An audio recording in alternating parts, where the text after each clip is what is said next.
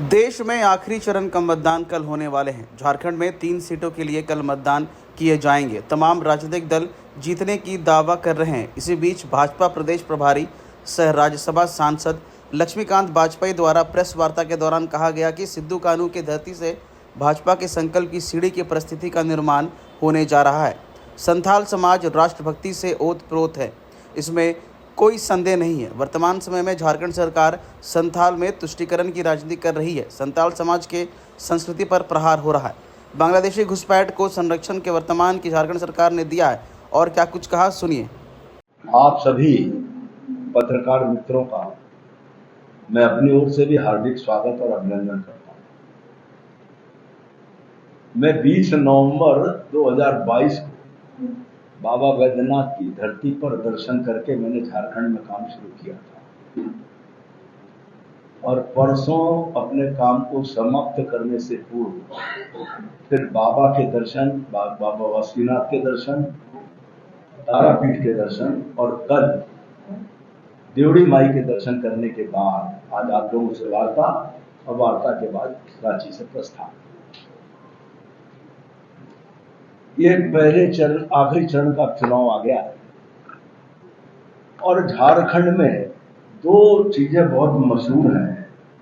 एक तो हूल क्रांति, एक उलगुलान। हूल क्रांति का क्षेत्र दूसरा और उलगुलान का क्षेत्र दूसरा, लेकिन अर्थ दोनों के एक। अंग्रेजों और महाजनी संस्कृति के विरुद्ध वो संघर्ष था। बाबा बिरसा मुंडा जी और सिद्धू कान्हू,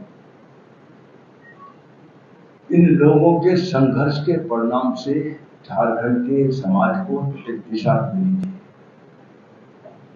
और मुझे कुछ ऐसा आभास हो रहा है कि सिद्धू कान्हू की धरती से भाजपा के संकल्प की सिद्धि की परिस्थिति का निर्माण होने जा रहा है। वैसे भी 30 जून को हूल क्रांति का था दिवस, लेकिन जून का महीना है, इसलिए हूल क्रांति का महीना मानते हुए मैं आप सबके सामने अपनी बात को शुरू करने जा रहा हूं। संथाल समाज और अगर कहूं आदिवासी समाज इस देश का राष्ट्रभक्त और ईमानदार समाज, इसमें कोई संदेह नहीं है। और इस समाज और अन्य समाजों के सहयोग के माध्यम से झारखंड की समस्याओं का हल निकालने, तुष्टीकरण की राजनीति के माध्यम से वर्तमान की सरकार ने झारखंड पर और संथाल समाज पर एक अस्तित्व का संकट पैदा किया है।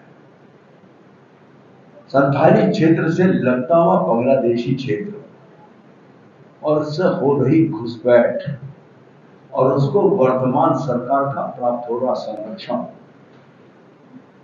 इस क्षेत्र की डेमोग्राफी को बदल रहा है। जमीन और जमीर दोनों की लूट ये बांग्लादेश से आए हुए घुसपैठियों के माध्यम से हो रही है। लव जिहाद और लैंड जिहाद के माध्यम से इस झारखंड की पूरी संस्कृति को बदलने का एक संगठित प्रयास हो रहा है, इसमें मुझे कहने में कोई संकोच नहीं है।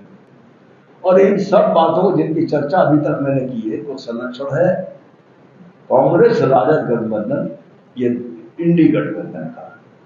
वोट के सौदागरों ने वोट की लालच में इस होने वाले घटनाक्रमों से आंख मूंद कर और इसको फलने फूलने का पूरा अवसर प्रदान किया है।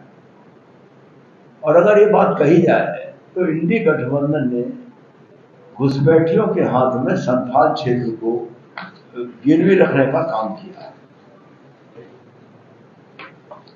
सबसे बड़ी बात, और मैं अपनी बात की पुष्टि में एक बात प्रमाण के तौर पर कहना चाहता हूं कि बांग्लादेश से आने वाले घुसपैठियों का राशन कार्ड, आधार कार्ड और वोटर आईडी किसके कारण से बनते हैं? कौन इसमें सहयोग कर रहा है? निश्चित है कि वर्तमान में झारखंड में जिनकी सरकार है, वर्तमान के चुनाव में जो इंडी गठबंधन हमारे सामने है, ये मिलकर इस प्रकार की परिस्थितियां पैदा कर रहे हैं और घुसपैठियों को इस देश का अप्रत्यक्ष नहीं तो अप्रत्यक्ष नागरिक बनाने का काम कर रहा है। इसके साथ ही साथ झारखंड में भ्रष्टाचार का नंगा नाच। अब झारखंड में भ्रष्टाचार का नंगा नाच कहने के लिए परिस्थिति क्यों पैदा हो गई? खनिज संपदा का इससे बड़ा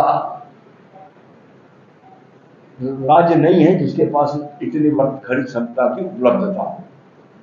और अगर इस खनिज संपदा का सदुपयोग हो राष्ट्र हित में, राज्य हित में, तो शायद देश के सर्वाधिक संपन्न राज्यों में से ये झारखंड बन सकता है।